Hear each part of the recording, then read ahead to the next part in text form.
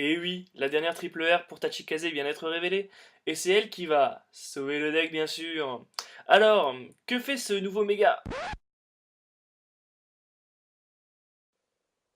Cette carte est...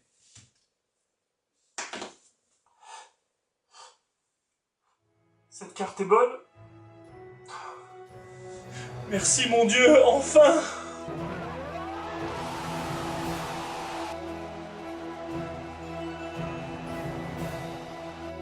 Et n'hésitez pas à liker ma page June Thunder Card Gaming pour recevoir toutes les dernières news pour les prochaines vidéos. Enfin une bonne carte pour Tachikaze qui permet de stabiliser ce puzzle énorme qu'était le deck équipe gauche.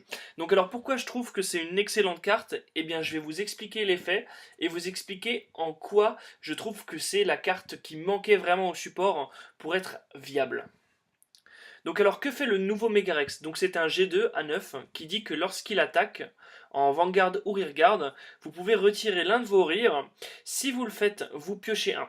Ensuite, si cette carte est en Rearguard, vous pouvez CB1 et ajouter une gauche depuis le dessus de votre deck sous cette carte. Si vous le faites, elle gagne plus 5000 pour chacune de ces gauges. En fait, c'est une excellente carte, tout simplement parce qu'elle vous permet de compenser un peu tous les défauts du deck. En fait, c'est très simple, je vous avais expliqué que le deck Tachikaze était en fait un gros puzzle où vous avez besoin d'une pièce A qui est une carte qui permet de charger les gauges, vous avez besoin d'une pièce B qui est une carte qui a besoin de retirer des cartes, et vous avez besoin d'une pièce C qui est une carte qui vous permet de rentabiliser vos gauges, comme Blightops ou le nouveau G1 par exemple. Et bien en fait, l'avantage de Megarex, c'est qu'en fait, c'est une triple pièce du puzzle. C'est-à-dire que tant que vous avez Megarex, s'il vous manque une pièce à votre puzzle, c'est pas trop grave.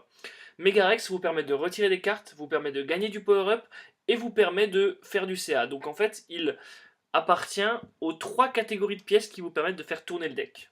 En plus de ça, la carte présente de nombreux autres avantages. Déjà, ce qui est vraiment sympa, c'est que vous n'avez pas besoin de payer le CB pour piocher. En fait, vous pouvez simplement retirer un de vos rires pour piocher un. Donc ça peut être sympa pour rentabiliser les cartes que vous avez posées sur le terrain, une fois que vous avez fini d'attaquer avec, et les convertir en main. Ça, c'est vraiment une idée vraiment cool. Et ensuite, ce qui est vraiment sympa aussi, c'est la compatibilité avec le premium. C'est-à-dire que vous pouvez tout simplement vous servir de Megarex comme une sorte d'abatomizer qui fonctionne en early. À savoir que vous engorgez une unité pour piocher. Malheureusement, vous ne gagnez pas le power-up, etc. Mais ça peut avoir son utilité en format premium. Voilà, maintenant que je vous ai parlé de ça, regardons dans la pratique, toujours sur Tabletop Simulator, comment on peut utiliser ce nouveau Megarex. Donc nous revoici sur Tabletop Simulator avec la même configuration que la dernière fois. Je vous rappelle que nous avions notre field que j'appelais le field de la perfection parfaite. Et en fait, mon argumentaire pour justifier qu'en fait le deck Tachikaze était insuffisant, c'était qu'en fait on avait ce terrain là, donc je vais vous montrer. Donc si vous n'avez pas vu ma précédente vidéo, je vous invite à aller la regarder.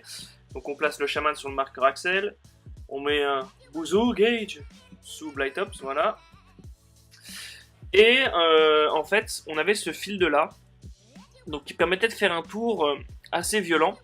Et en fait, mon argumentaire c'était que si jamais je n'avais pas Blightops ou si je n'avais pas Deathrex, mon tour était beaucoup moins bien, voire ne faisait quasiment rien. Et bien, on va voir maintenant en fait ce qu'il en est avec cette nouvelle carte donc très polyvalente qui est Megarex. Donc alors, si j'enlève Deathrex, que je le remets dans la main et que je mets Megarex, donc là, aucun problème, j'ai toujours de quoi retirer. Le truc opti, ce serait même de mettre, je peux même décider de mettre Megarex sur le marqueur Axel, pourquoi pas. Là, du coup, même, je peux même mettre une gauge sur lui, à voir. Ça pourrait être sympa. Mais voilà, en fait, voici ce qu'on fait en fait avec Megarex. Donc, je refais le tour avec Megarex. Donc, alors, j'attaque avec mon Vanguard, effet. Je vais mettre une gauge sur Blightops. Je vais mettre une gauge sur Megarex. Et je vais mettre une gauge sous Skyptero. Voilà.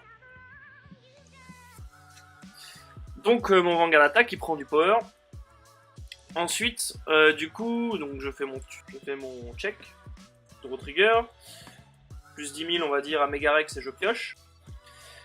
Voilà, et deuxième check, heal trigger, donc parfait, c'est un bon twin drive, et on va remettre 10 000 ici par exemple. Là je tape avec mon rire sur le cercle Axel, ensuite je tape avec Blytops. Donc là en fait j'ai l'effet de Sonic Noah. Je vais choisir de charger Megarex. Voilà, hop. Je mets une gauge sous Megarex. Qu'est-ce que c'est? C'est un G3. Je mets une gauge sous Megarex. Ensuite, si j'ai l'effet de Sonic Noah, je peux décider de remonter Skype mais comme dans le présent exemple, on va dire que je ne l'ai pas. Et ensuite, que va permettre Megarex? Donc je l'incline, je retire Blytops. Par l'effet de Megarex, je draw une carte. Voilà. Donc je pioche une carte. Ensuite, je peux décider de payer CB1 pour charger si j'ai envie. Donc là, vous voyez que Megarex prend encore 10 000, ce qui est tout à fait convenable. Donc je vais décider de le charger encore une fois. Et ensuite, je fais l'effet de Blytops. Et les deux gauges viennent dans ma main. Là j'ai beaucoup de triggers, mais au moins c'est de la défense. Et là vous voyez que j'ai généré un... Ça c'était mon twin drive. J'ai généré un plus 3 par l'effet de ces deux cartes combinées. Pour CB2. Et alors que le CB de Megarex, je suis même pas obligé de le payer. Mais voilà, j'ai une unité qui fait du power-up, j'ai une unité qui m'a permis de retirer, qui m'a permis de faire du C en main. Voilà, donc c'était vraiment un tour très correct. J'ai fait 4 attaques, donc quelques-unes power-upées, et j'ai fait un plus 3 en main. Donc voyons maintenant ce qui se passe si je n'ai pas Blytops. Donc je vais dire que j'ai toujours les mêmes CB qu'avant. Je n'ai pas Blytops. Mais j'ai Megarex. Et j'ai quelque chose d'assez convenable quoi. Donc là si je n'ai pas Blytops, je peux toujours jouer normalement. Donc voilà comme ceci. Non, on va d'abord être intelligent. On va jouer Megarex. On va dire que celle-là je l'ai pas non plus parce que c'est un simili Blytops. On va juste dire que voilà j'ai ça comme ça. Ouais non, celui-là on va dire que je l'ai pas non plus. On va juste piocher une carte random. Bah tiens on va dire voilà j'ai un attaquant quelconque on va dire. Donc je fais l'effet du chaman. Je peux charger tout simplement Blytops. Tranquillement. Blytops peut charger pardon Megarex. Et donc là, je tape avec Gigarex. Je charge Sonic Noah.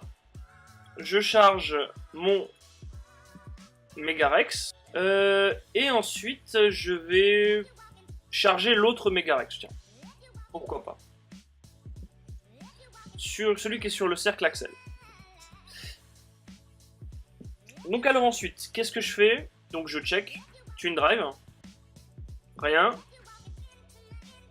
Rien. Bon, comme ça au moins c'est clair. Ensuite, je peux taper avec, par exemple, Sonic Noah. Je vais charger mon Megarex qui est sur la front, qui n'est pas boosté. Hop. Et ensuite, avec Megarex, je vais pouvoir sacrifier Skype-Tero pour piocher une carte. Et ensuite, je vais pouvoir, si je le souhaite, activer l'effet de lui faire gagner du power par gauge. Donc là, après, c'est comme vous voulez, ça dépend des CB que vous souhaitez utiliser pendant ce tour. Mais sinon, je peux simplement reprendre Skype-Tero de ma drop en main. Et là, vous voyez qu'en fait, par l'effet de Megarex pour un CB1, par le combo Megarex Skype-Tero, j'ai généré en fait un plus 2 en main. Et j'ai fait un tour pas dégueu quoi. Donc en fait c'est vraiment ça l'intérêt de Megarex, c'est qu'en fait comme il a ce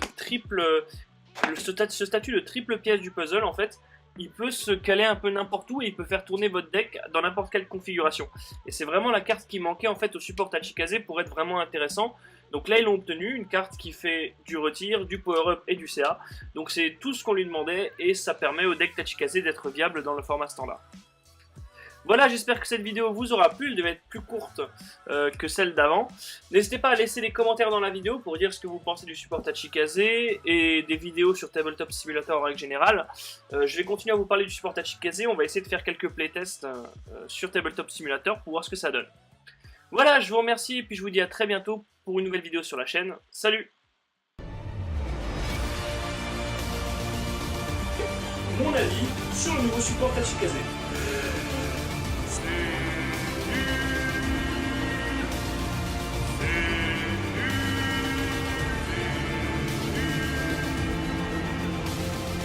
Alors effectivement, je trouve le support Tachikaze vraiment pas ouf, et c'est un euphémisme parce que